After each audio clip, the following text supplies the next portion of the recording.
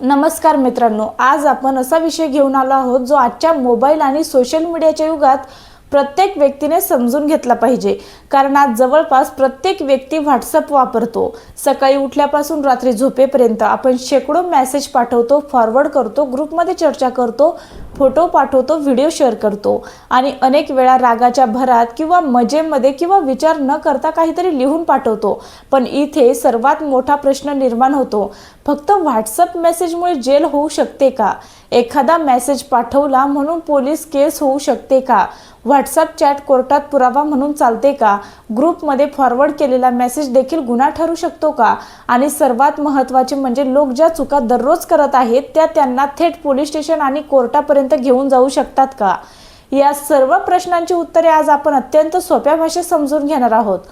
मित्रांनो, सर्वप्रथम एक गोष्ट स्पष्ट समजून घ्या। भारतामध्ये कोणत्याही व्यक्तीला फक्त व्हॉट्सअप वापरल्यामुळे जेल होत नाही, फक्त मेसेज पाठवला म्हणून जेल होत नाही, फक्त चॅट केली म्हणून जेल होत नाही, पण त्या मेसेजमध्ये काय लिहिले आहे, कोणाला पाठवले आहे, कोणत्या हेतूने पाठवले आहे, त्यातून कोणता गुन्हा निर्माण होतो का, यावर संपूर्ण कायदेशीर परिस्थिती अवलंबून असते। म्हणजे व्हॉट्सअप हे साधन आहे, गुन्हा व्हॉट्सअप करत नाही। फक्त गुन्हा व्यक्तीच्या कृतीतून किंवा मेसेजच्या आशयातून निर्माण होतो। आज अनेक लोकांना वाटते की व्हॉट्सअपवर जे काही लिहू ते खाजगी असते, कोणी पाहू शकत नाही, कोणी सिद्ध करू शकत नाही, पण हे पूर्णपणे चुकीचे आहे। कारण अनेक न्यायालयांनी WhatsApp chats, screenshots, audio message, video message, documents, location sharing आणि इतर डिजिटल पुरावे स्वीकारलेले आहेत। त्यामुळे मोबाईलमध्ये लिहिलेला प्रत्येक शब्द काही परिस्थितीत तुमच्या विरुद्ध पुरावा बनू शकतो।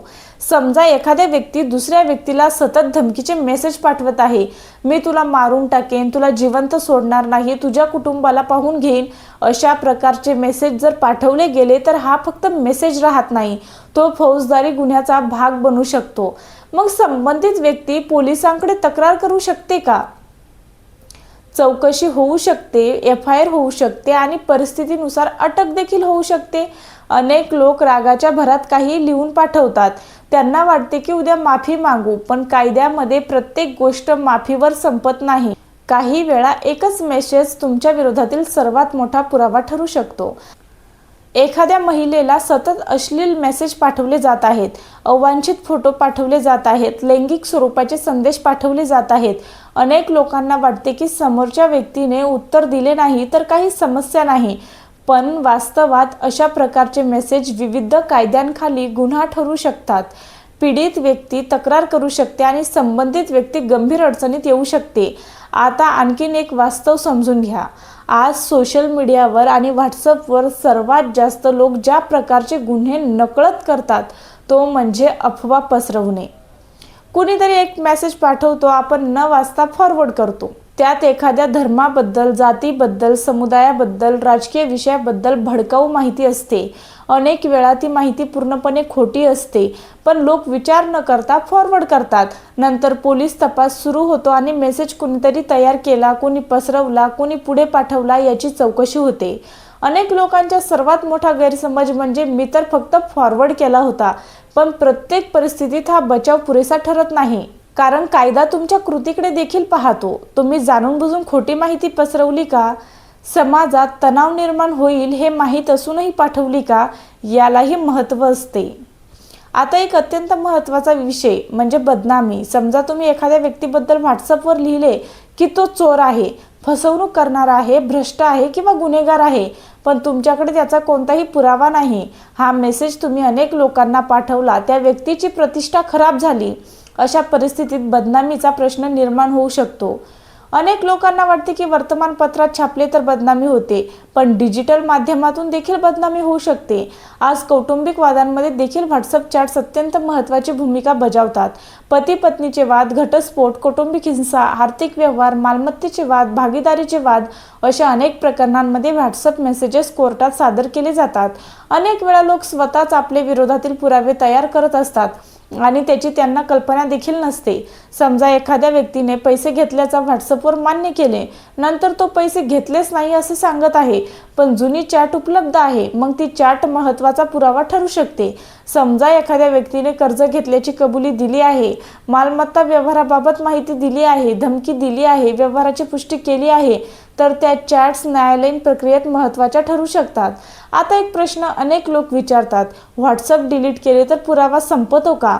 याचे उत्तर अनेकांना आश्चर्यचकित करणारे आहे. प्रत्येक परिस्थितीत नाही, कारण समोरच्या व्यक्तीकडे स्क्रीनशॉट असू शकतो, बॅकअप असू शकतो, एक्सपोर्टेड चॅट असू शकते, इतर डिजिटल पुरावे असू शकतात. यामुळे डिलीट म्हणजे सर्व काही संपले असे समजणे धोकादायक आहे. मित्रांनो, आजच्या काळात सर्वात धोकादायक गोष्ट म्हणजे खोट्या बातम्या आणि बनावट माहिती.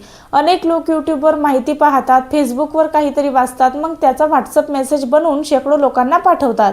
काही वेळा यामुळे समाजात भीती निर्माण होते, काही वेळा आर्थिक फसवणूक होते, काही वेळा धार्मिक तणाव निर्माण होतो, काही वेळा लोकांची प्रतिष्ठा नष्ट होते.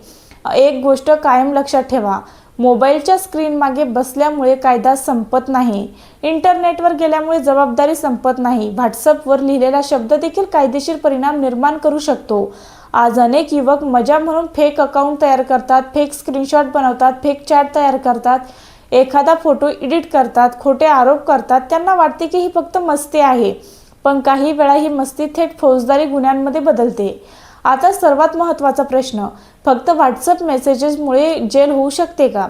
याचे उत्तर आहे की फक्त मेसेज असल्यामुळे जेल होत नाही, पण त्या मेसेजमधून जर धमकी, फसवणूक, बदनामी, अश्लीलता, सायबर गुन्हा, द्वेषपूर्ण प्रचार, खोटी माहिती पसरवणे किंवा इतर कोणताही कायदेशीर गुन्हा सिद्ध होत असेल तर संबंधित व्यक्तीविरुद्ध कारवाई होऊ शकते. त्यामुळे प्रश्न व्हॉट्सअपचा नसून मेसेजच्या आशयाचा असतो.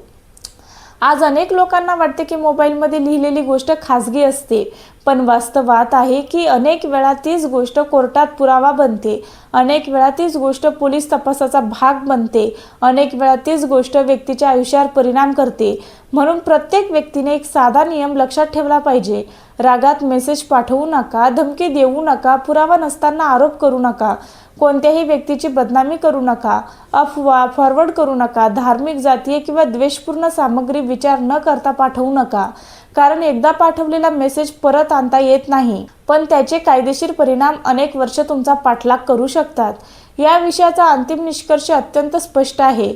व्हॉट्सअप स्वतः गुन्हा नाही, मेसेज पाठवणे गुन्हा नाही, पण त्या मेसेजमधील मजकूर, हेतू आणि परिणाम यावरून कायदेशीर जबाबदारी निर्माण होऊ शकते. त्यामुळे व्हॉट्सअप वापरताना जशी आपल्या घरातील किंवा सार्वजनिक ठिकाणी बोलताना काळजी घेतो, तशीच काळजी डिजिटल जगात देखील घेणे आवश्यक आहे.